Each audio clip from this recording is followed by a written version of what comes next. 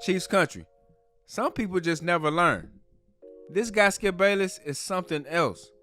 After the Ravens signed Derrick Henry to a 2-year deal, Skip Bayless picked the Ravens to win the Super Bowl. Now, I think this is a great signing, but I don't think it puts the Ravens over the top. The Ravens already had the number one rushing offense, and people whined about them not running the ball when they played the Chiefs in the AFC Championship game. The Ravens winning the Super Bowl is all going to come down to Lamar Jackson limiting his mistakes, being smart with the football, and making plays. And even that might not be enough to beat the Chiefs in a playoff game. We've seen Josh Allen have an all-time playoff game against the Chiefs and still take the L. The Chiefs still have their core players intact and all of the main coaches. Baltimore, on the other hand, has lost Patrick Queen, their defensive coordinator, and a few other key pieces. So we'll have to see how Baltimore adjusts to the new changes. Take a listen to Skip Bayless. Let me know what you guys think about his prediction in the comment section. Like and subscribe.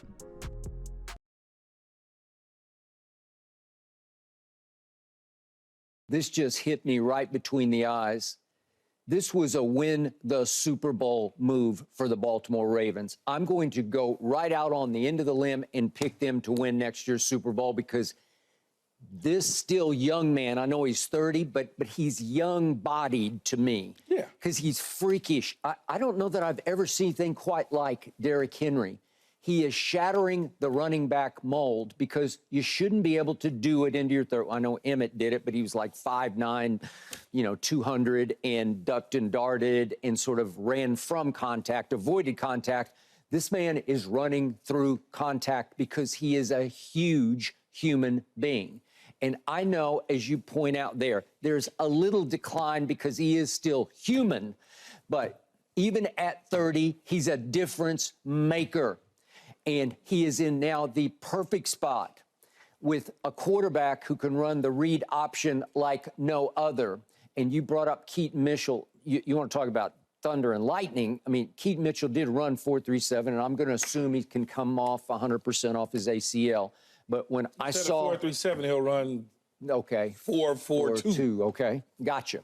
When I saw him flash and dash last year, it gave lightning to that rushing attack, and yet they didn't have the biggest banger that they now have. So they have it all now in the backfield, and I'm a Lamar fan, so maybe I'm rooting for him, and maybe I still haven't recovered from what happened to him against Kansas City in the AFC Championship game in Baltimore.